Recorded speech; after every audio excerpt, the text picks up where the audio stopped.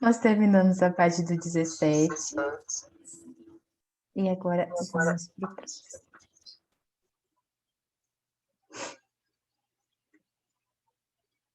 Ops. Ele está entrando. Vamos ver se ela consegue entrar. Não terminamos 17 não. Foi um capítulo comprido, ó. Tem mais algumas coisinhas. Olha só, então. Continuando. Está tudo na igreja. Como eu falei para vocês. Foi ali? Não, ainda não. Foi? Ainda tá indo, calma. Como eu falei para vocês, está tudo na igreja, ou seja, tudo se concentra na noiva, né? Não tem nada que fuja da noiva. O objetivo do noivo vai ser sempre a noiva. O objetivo da noiva precisa ser sempre o noivo. Depois que a gente terminar aqui, eu vou colocar. Hoje a gente não teve um momento de despertamento da alma, mas eu vou colocar aqui no final para a gente escutar uma canção que fala muito desse relacionamento, noiva e noivo, né? Para que realmente a gente reforce sempre isso na nossa cabeça, que nós precisamos ter o nosso alvo, o nosso foco em Cristo. É a nossa escolha, né? É a nossa escolha. Deus, como eu falei, ele é muito educado, né? É muito diferente do diabo, né? Porque assim, como diz lá em Apocalipse 3:20, se eu não me engano essa referência, ele diz: Eis que estou à porta e bato, eis que estou à porta e bato. Se alguém que está aí dentro ouvir a minha voz e abrir a porta, eu vou entrar, eu vou cear com você e você comigo. Ou seja, eu vou ter comunhão. A ceia nada mais é do que a comunhão do corpo de Cristo. Por isso que a gente ceia, né? Porque é a comunhão de Cristo, do corpo de Cristo. E a nossa escolha, né? Eu estava falando para os adolescentes hoje, né? Que Jesus está lá, está batendo a porta. E isso se aplica não só ao momento da salvação, ok? Se aplica a qualquer situação da nossa vida. Todas as situações são uma porta. E Jesus está lá, bate a porta, bate a porta. Se você abrir, beleza. Ele vai entrar, né? E você vai cear com ele e ele conosco, certo? Mas se nós não abrirmos a porta, não tem como ele ter o acesso, né? E assim, mesmo que a gente abra uma frechinha da porta, ele vai operar só naquela frechinha que a gente abriu, né?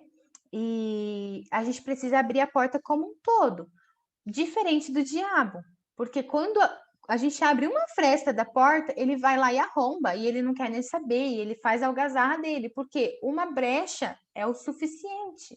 É aquela tal palavra, um abismo puxa o outro abismo. Uma porta abre outras portas, que vão acessando, que vão facelando a gente, né? E mesmo com a porta escancarada para o capeta, Jesus está lá do lado de fora. Ele está batendo na porta, ele não entra, ele só vai entrar se você deixar.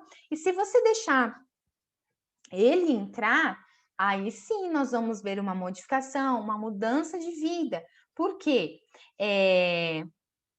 Ele vai. Opa, desculpa, passei. Ele vai ajudar nós a arrumarmos a bagunça que está do lado de dentro, né? Ele vai ajudar. Aí ele tá pedindo desculpa porque o áudio dela não tá ligando e depois ela vê a gravação. Tá bom, ele fica em paz, tá? Continuando. Onde eu estava? Na nossa escolha, né? E aí eu falei para eles, eu estava falando um pouquinho sobre relacionamentos, que será que Deus tem uma pessoa certa para cada um de nós? E aí eu falei para eles, sim e não. Por que sim e não? Porque sim, pode ocorrer casos de que Jesus vá lá e fale assim, eu tenho um plano especial, específico com essa pessoa, então eu vou separar o Joãozinho para a Mariazinha e eles vão se encontrar. E até quando o Joãozinho e a Mariazinha se encontrarem, Jesus vai dar uma livre escolha para eles. Ó, eu fiz um para o outro, só que a escolha é de vocês. Continuam juntos ou não? Agora, existe o caso do não também, que Deus também, ele não tem uma pessoa exata para nós, ele deixa a nossa livre e espontânea responsabilidade de escolha, né? É o livre-arbítrio, que vai de nós, né? E sabermos e sermos conscientes. Por isso que é importante, tão importante a fase do namoro e do noivado, porque é um momento, um período da gente se conhecer. Porque depois que casa, nossos amigos, vocês dois que estão aqui são casados, não dá para voltar atrás, né? Porque não dá, né? Matrimônio é para sempre. É claro que existe sim o caso do divórcio, e a Bíblia libera o divórcio para algumas situações bem específicas e restritas, e mesmo assim, ela dá margem para que haja sempre a reconciliação, né? Mas se não tiver mesmo, for impossível que haja reconciliação, aí nós temos sim o caso do divórcio. Mas Deus não nos criou para o divórcio, Deus nos criou para a família. Sempre que uma criança, página 157. Sempre que uma criança nasce, torna-se automaticamente parte da família universal dos seres humanos. Mas essa criança também se torna membro de uma família específica, onde será nutrida, cuidada e crescerá forte e saudável. O mesmo ocorre do ponto de vista espiritual. Quando você nasce de novo, torna-se automaticamente parte da família universal de Deus, mas também precisa se tornar membro de uma versão local da família de Deus. Ou seja, todos nós nascemos em uma família, glória a Deus por isso. Mesmo os que são adotados nasceram em uma família. E a gente precisa ter esse lugar para onde voltar, né? Sempre, sempre. Aí ele fala da diferença entre frequentador e membro. E aí a gente volta no corpo. Meu óculos é um frequentador do meu corpo. Ele não faz parte do meu corpo. Já os meus olhos, ele é um membro do meu corpo. Ele faz parte de mim. Você, eu, temos sido frequentadores do corpo ou membros do corpo? Para a gente pensar sobre isso. Por que é importante filiar-se a uma igreja local? Página 157. Porque isso prova que você está de fato comprometido com os irmãos e irmãs espirituais, não somente na teoria. Ou seja, você está comprometido, então é prática. Deus quer que você ame pessoas reais e não pessoas ideais. Isso é muito legal. Vou falar um pouquinho sobre isso. Deixa eu terminar aqui. Você pode passar a vida inteira buscando a igreja perfeita, mas jamais a encontrará. Você foi chamado para amar pecadores imperfeitos, assim como Deus faz. Então, assim, Deus quer que você ame pessoas reais e não ideais. Quantas e quantas vezes nós idealizamos que as pessoas de dentro da igreja elas têm que ser a perfeição de Jesus Cristo? E não vai ser. Não vai ser, e glória a Deus por isso. Por que glória a Deus, Bruna? Porque Deus fez cada um de uma forma. Ele tem várias maneiras de se manifestar. Da mesma maneira, ele aplica a essência de quem ele é em nós. Temos várias formas. Cada um tem a sua forma, e nós começamos a ver a respeito das formas agora nesse capítulo 4, né? Vamos chegar lá na semana que vem, se Deus quiser. Então, assim, cada um tem o seu jeitinho e Deus vai trabalhar exatamente naquele jeito.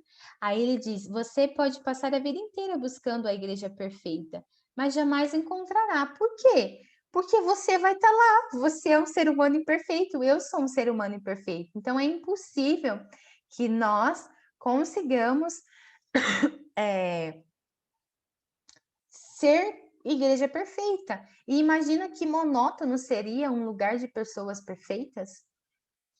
Não teria graça, não teria como discutir, não teria nada, né? Às vezes as pessoas falam, ai, não gosto de discussão. Eu gosto de discussão. Sempre gostei, desde pequena. Eu tinha um professor de história na escola, tenho contato com ele até hoje. E assim, era muito legal, porque ninguém ousava discutir com ele. Eu era a única pessoa que discutia com ele. E batia de frente mesmo, não estava nem aí. E a gente se gostava muito por conta disso, porque eu discutia muito com ele, né? Eu lembro uma vez que a gente estava falando, não sei sobre o que, surgiu a questão do aborto. Eu já conhecia a palavra, eu já conhecia sobre tudo, e eu comecei a bater de frente com ele. E ele, não, mas e se acontecer isso, isso? E eu falava, não, e ia, e batia, e batia. E aí, eu lembro de uma vez também que a gente fez uma prova, ele nos deu uma prova muito difícil.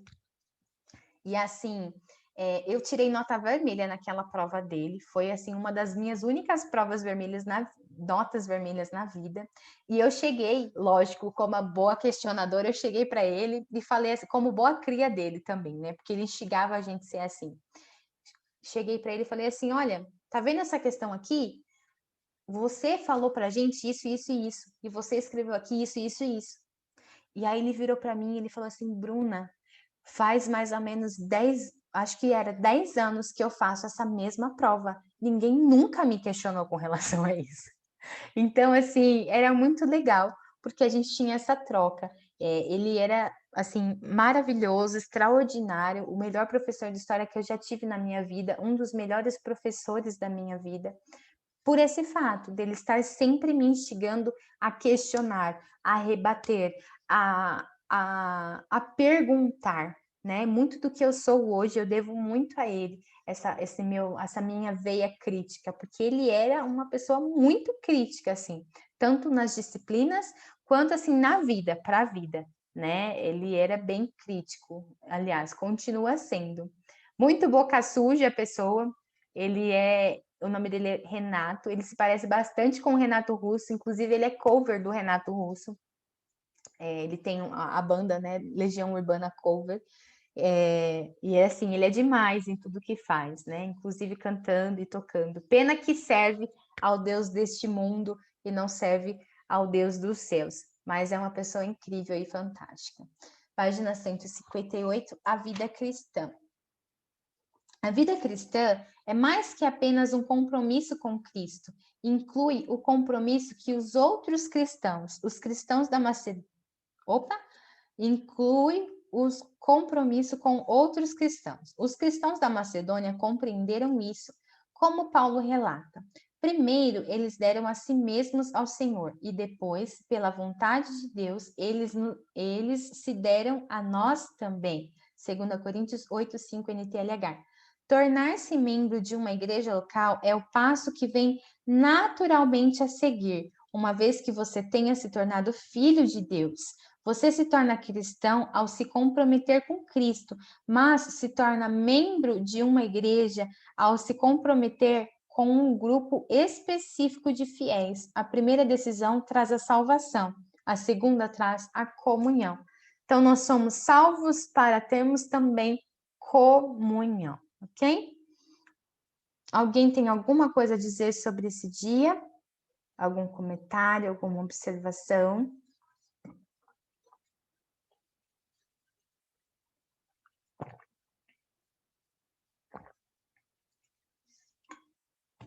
Eu vou passando, tá? Mas se vocês quiserem me interromper, fiquem à vontade. Fala, Zil. Eu queria dizer que até o momento estou adorando. Não estou participando muito, mas eu aprendo muito estar ouvindo. Parabéns, estou gostando muito. Só isso. Muito obrigada. Glória a Deus. Deus continue abençoando. Bora lá, então, para o capítulo 18. Capítulo 18. O tema é Preciso de outras pessoas em minha vida. Então, vai continuar falando da comunhão. Tendo uma vida em comum. A vida foi feita para ser compartilhada. E eu conversando com o André Lucena essa semana, e nós falando um pouquinho sobre o comunismo e o socialismo, e as ideias que fundaram esses movimentos, né? A ideia em si, gente, é da hora, é legal. Mas o que virou depois não é legal, né? Então, assim, esse fundamento de que tudo era para ser comum entre todos, de que todos deveriam dividir o trabalho e tudo mais, isso é muito legal. Só que o que foi virando isso depois já não se tornou tão legal assim, né? E eu falei para ele, eu lembrei exatamente de um dia, eu estava na faculdade, tinha mais um professor de história lá, né? Eu gosto muito de história. Não faria história, sei lá, talvez, mas eu gosto bastante. E ele falando dessa questão, e eu lembrei que naquela semana eu comecei a ler Atos, e aí eu li Atos 1 lá, né, onde os irmãos compartilhavam tudo, não sei o que, não sei o que tem, e eu falei, poxa vida, antes de Karl Marx, antes de um monte de cara descobrir isso, Jesus já fazia isso, a igreja já fazia isso, né? E aí eu achei super revolucionária e eu fiquei muito encantada de que, poxa, na Bíblia que eu leio tem alguma coisa referente a isso, né? Mas como eu falei para vocês, não tem nada a ver os princípios desse segmento não tem nada a ver com o que se desenrolou depois, né? Foi depravado, porque como a gente sabe, todas as coisas são afetadas pelo pecado e as ideologias e os segmentos também, né? Assim como o capitalismo, né, que a gente vive. Se a gente for ver a real ideia do capitalismo lá no começo, poxa, é uma coisa super legal, daria super certo se o homem não tivesse metido o dedo e atrapalhado tudo, né? Quando a gente vive aí numa situação de barganha, de merecimento, de meritocracia, né? De que tudo que você faz tem um valor, tem um preço, né? E com Deus não é assim. Para Deus é muito mais a qualidade do que você faz do que a quantidade. Ele não se importa com quantos cargos você tem na igreja, com quantos títulos você tem. Ele se importa com a qualidade do seu coração e do meu coração perante ele, né? Comunhão é muito mais que, página 159. Comunhão é muito mais que apenas aparecer nos cultos, significa experimentar a vida juntos. Isso inclui amar de modo altruísta, compartilhar com transparência, servir nas necessidades práticas, autossacrifício, consolar solidariamente e todas as outras atividades seguidas da expressão uns aos outros encontradas no Novo Testamento. Então, realmente é esse se doar, né? Compartilhando com transparência, ou seja, de novo aqui aparece a transparência, a sinceridade, nenhum relacionamento subsiste com mentiras, nós precisamos ser sinceros e reais, transparentes naquilo que nós queremos falar para as pessoas, não devemos dizer meias verdades. Quem é pai da mentira e da meia-verdade é o diabo, e nós não somos filhos dele, nós somos filhos de Jesus Cristo, né? Se temos problemas com a mentira, precisamos lançar isso aos pés de Jesus, porque é Ele quem nos ajuda a sairmos desse emaranhado, né?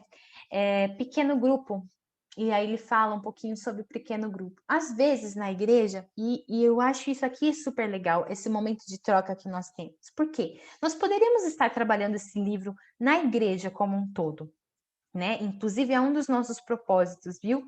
Dividindo aqui com vocês, é trabalhar esse livro, sim, na igreja, na nossa igreja como um todo. Mas é muito mais legal e muito mais importante o pequeno grupo, porque na igrejona, às vezes não dá para a gente ouvir. A gente tinha os cultos de terça-feira lá, que eram os cultos de ensino, né? E era muito legal quando a gente conseguia trocar informações, né? Um irmão levantava a mão, perguntava. Por quê? Era um grupo de menor pessoas, era um culto com menos pessoas, então as pessoas acabam também se sentindo mais em liberdade de perguntar, de falar, do que imagina uma igreja de domingo, se a gente for fazer também a mesma estratégia. Não dá certo, porque é muito mais gente, muito mais pessoas levantando as mãos, e assim, não fica um culto funcional. Até ficaria, mas ficaria um culto muito extenso, tipo 3, 4 horas de culto, porque vai responder a pergunta de um, aí na resposta da pergunta de um surge mais 30 dúvidas do outro, então assim, não é muito funcional. Então, o pequeno grupo, ele é muito importante para isso, porque a gente consegue suprir dúvidas, necessidades, quando a gente está mais perto, né? Quando a gente tem um órgão ali mais juntinho com a gente. É a mesma coisa, assim, se a gente for parar para pensar no nosso corpo, né? Nós temos aqui olhos, nariz e boca juntos, né? Mas se a gente precisa cheirar, tipo, o nosso pé, olha a distância do nosso nariz até o nosso pé, né? É a mesma coisa com o pequeno grupo, né? Aqui nós temos um pequeno grupo, o pé já é outro pequeno grupo com os dedos, né? Na verdadeira comunhão, as pessoas experimentam autenticidade, ou seja, sinceridade. As pessoas precisam saber quem são, né? E eu peço aqui para vocês oração também. Na sexta-feira, dia 30, vou ministrar aqui na nossa igreja e vou falar um pouquinho sobre essa questão da autenticidade, da identidade, da completude, enfim. Peço oração de vocês pela minha vida. A comunhão autêntica ocorre quando as pessoas se mostram honestas a respeito de si mesmas e do que está acontecendo em sua vida, ou seja, transparência. É só isso que Jesus pede. Seja transparente, fale para o outro, né? Volta à tona aquele texto de Tiago, né? Confessando uns aos outros as vossas culpas, os vossos pecados, para serem curados. A cura vem quando a gente fala, né? Eu lembrei agora, por exemplo, de uma pessoa que está afogando. Uma pessoa que é resgatada do mar, ela está com água ali presa. Enquanto não fazem ali os primeiros socorros e ela expele aquilo e ela respira, não tem como. Então, quando a gente fala, a gente é curado. Quando a gente fala, a gente respira, né? O que a gente precisa respirar. É difícil? Sim, por isso que é importante a gente fazer sempre isso no lugar certo, com as pessoas certas, porque não é para qualquer pessoa que a gente vai expor a nossa vida, não é para qualquer pessoa que a gente vai respirar, né? Tem sim as suas coisas certas. Por isso que é importante você ter um pequeno grupo, porque é no pequeno grupo que você vai construindo essas relações de maior intimidade.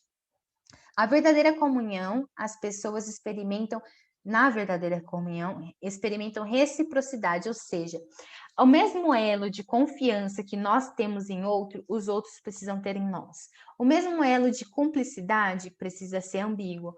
Tudo precisa ser compartilhado, né? Na verdadeira comunhão, as pessoas experimentam compaixão. Isso é um treino. A compaixão é um treino, porque não é fácil sermos compassivos.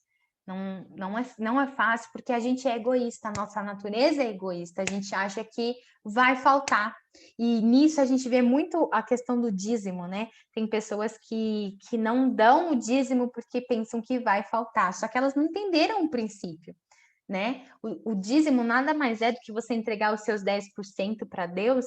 Em que sentido? Dizendo, olha, o dinheiro não me domina, quem me domina é Deus. O dinheiro não é meu senhor, então eu dou, né? Adoração, o dízimo é um ato de adoração, é um ato de entrega, e nós vimos isso essa semana a respeito do dinheiro, se eu não me engano, hoje ou ontem, né? No capítulo 33, eu acho. Compreender a respeito e respeitar o sentimento de alguém abre caminho para a comunhão. Olha só, a empatia. Quando a gente tem empatia, é igual aquele vídeo que eu mandei para vocês hoje, né? Que eu mandei, da empatia. Quando a gente tem a empatia, tudo muda, tudo abre caminho, né? Na verdadeira comunhão, as pessoas experimentam misericórdia, a mesma coisa da compaixão, a misericórdia, né? Então, o tema desse dia foi: preciso de outras pessoas em minha vida. O versículo foi Gálatas 6:2. Compartilhem os problemas e aflições uns com os outros e dessa forma obedeçam à lei de Cristo. Então, é lei a gente compartilhar os nossos BOs. É lei, não ai, se eu quiser. Não, é lei. Pergunta para meditar é: que posso fazer hoje para unir a outro irmão de maneira mais íntima e verdadeira? Então, o que falta para a gente se unir a um irmão de maneira mais íntima e verdadeira? Falta confiança? Vamos buscar isso em Deus. Falta empatia? Vamos buscar isso em Deus. Eu tenho medo? Vamos buscar isso em Deus. A palavra nos diz que o verdadeiro amor lança fora todo o medo. Quem é o verdadeiro amor? Jesus Cristo é o verdadeiro amor. É Ele quem lança fora todo o nosso medo. Certo? Continuando aqui, então. Capítulo 19. Alguém quer falar alguma coisa do anterior? Gente, desculpa, não perguntei.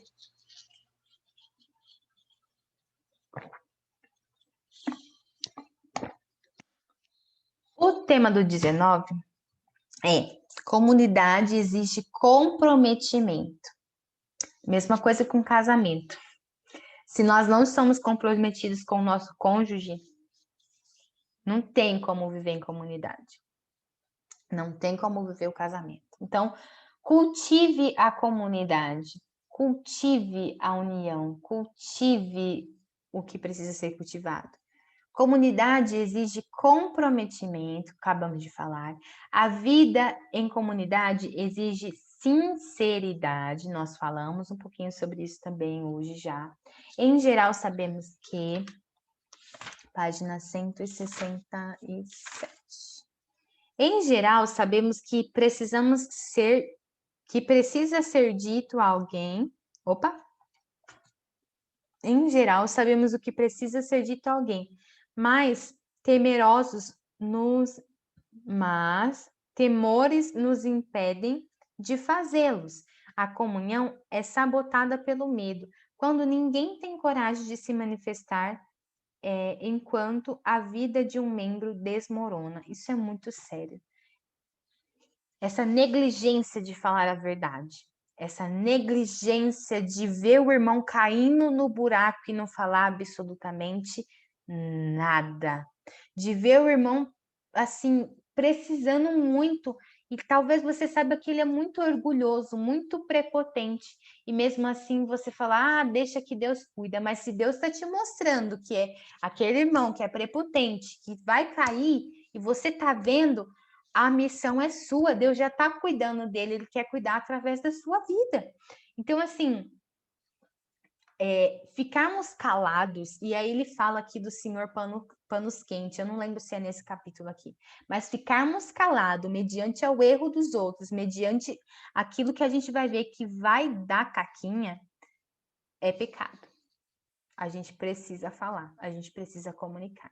Quando tratamos o conflito da maneira correta, crescemos em intimidade uns com os outros. Ou seja, quando você tem a liberdade, né? Ou você realmente mete a cara lá para ter essa liberdade, quando você consegue tratar ali o conflito de alguma maneira, a situação de alguma maneira, você cresce, eu e você crescemos em intimidade com aquela situação, porque quando vier outra a gente vai saber como lidar, e em intimidade com as pessoas envolvidas ali também. A vida em comunidade exige humildade, acabamos de falar sobre isso. Sem humildade, a gente não vai a lugar nenhum. A vida em comunidade exige cortesia, sermos corteses, cedermos nossa vez, cedermos nossos achismos, nossos todos, cedermos. Humildade não é pensar menos de si mesmo, mas pensar menos em si mesmo. Isso é muito válido, essa frase, assim, eu acredito que eu vou guardar ela para sempre, que humildade não é pensar menos de si, ou seja, não é se rebaixar, mas é pensar menos em si, ou seja, menos na nossa própria prioridade, menos no nosso próprio querer. Isso que é humildade. A vida em comunidade exige sigilo. Muitas pessoas têm até uma boa vida em comunidade, só que são fofoqueiras. Por quê? São pessoas que não conseguem guardar segredos, que não conseguem absorver e ficar só com elas. Elas precisam. É o Ministério da Informação. Eu lembro de quem? Pastor Cláudio Duarte falando do Ministério da Informação, né? E é aquela famosa desculpa, eu vou falar só para a gente orar. E não é assim, né? A gente não pode entrar com essa desculpa cristã, eu vou falar só para a gente orar. Não, se a pessoa pediu segredo para você, se a pessoa pediu sigilo, então é segredo, é sigilo, e ponto final. A gente não tem que ficar espalhando o que é dentro da comunidade. O que acontece na comunidade fica na comunidade.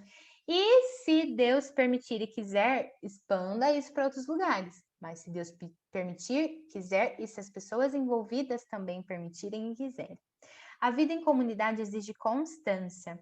Esse é um ponto que pega para muitos cristãos, né? A questão da constância. Nós necessitamos ser constantes. E nós não conseguimos ser constantes nas nossas próprias forças, nas forças do nosso próprio braço. Nós somos falhos. A única pessoa que conseguiu ser constante na face da terra foi Deus. Foi Jesus, quando ele esteve aqui. Então, a gente precisa buscar essa constância nele. Porque, assim, não adianta, gente, a gente ter como ele fala em alguns dos capítulos aí, ter o autocontrole, ter a autodisciplina. Se nada disso estiver permeado pela glória de Deus, você vai poder ir até um período, só que você vai chegar em um lugar que você vai cair. Não tem como prosseguir sem Jesus. A comunhão da igreja é mais importante que qualquer indivíduo. A gente já falou também um pouquinho sobre isso em outros capítulos. Reitero aqui que a família da igreja, como ele coloca aí nessa parte, né? A família da fé, a família de Deus, é muito mais importante do que a sua família biológica. Em que sentido? Vou abandonar minha família biológica para viver só na igreja? Não. E Jesus não te pede para fazer isso, não me pede para fazer isso. Mas no sentido de que nós precisamos cuidar muito bem da nossa família espiritual, porque ela vai ser eterna. A nossa família terrena vai acabar. Um dia todo mundo vai morrer. E a gente espera que todos da família terrena tenham se encontrado com Jesus ainda aqui, né? Mas a nossa família espiritual vai ser eterna, ok? O versículo desse dia foi 1 João 3,16. Nós compreendemos o que é o amor quando descobrimos que Cristo deu a sua vida por nós. Isso significa que temos de dar a nossa vida pelos outros fiéis. Então, amar é dar. Não tem como amar sem dar, né? Qualquer mãe que ama, ela dá. Qualquer pai que ama, dá, né? Porque, assim, não tem como mesmo amar sem dar, amar sem abrir mão, amar sem renunciar. E a pergunta foi: como eu poderia hoje ajudar meu grupo e minha igreja a desenvolver as características de uma comunidade verdadeira? Que estratégias aí nós poderíamos usar para aumentar a nossa comunhão, né? Aumentar a nossa comunhão como igreja, aumentar a nossa comunhão nesse tempo de pandemia. Qual que é aí qual estratégia nós usaríamos? Se alguém quiser falar, fica à vontade, tá?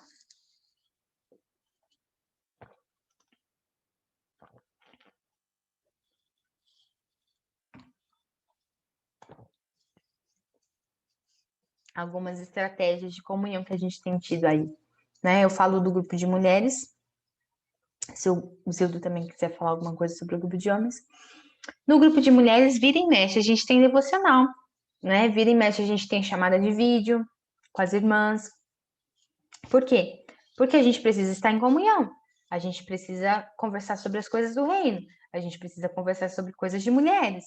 A gente precisa disso. Mulher precisa, eu acredito que a gente precisa muito mais que os homens, né? Eles não ligam tanto para isso, mas eles precisam de igual maneira. Mas nós temos a necessidade de sempre falar e estarmos em comunhão, né? Que mais? Esse livro é uma forma de comunhão, de estar próximo, e por isso que eu faço questão de todos os encontros estar aqui e dar o meu melhor, porque para mim é uma forma de ter comunhão com vocês, seja com vocês que fazem parte da nossa igreja, ou seja com pessoas que não fazem parte da igreja, ou fazem parte de outras igrejas. Não deixe de ser um momento de comunhão. Capítulo 20, já estamos terminando. Ó, vai faltar 5 minutos, eu vou interromper esse para mandar outro, para não ficar quebrado, tá bom?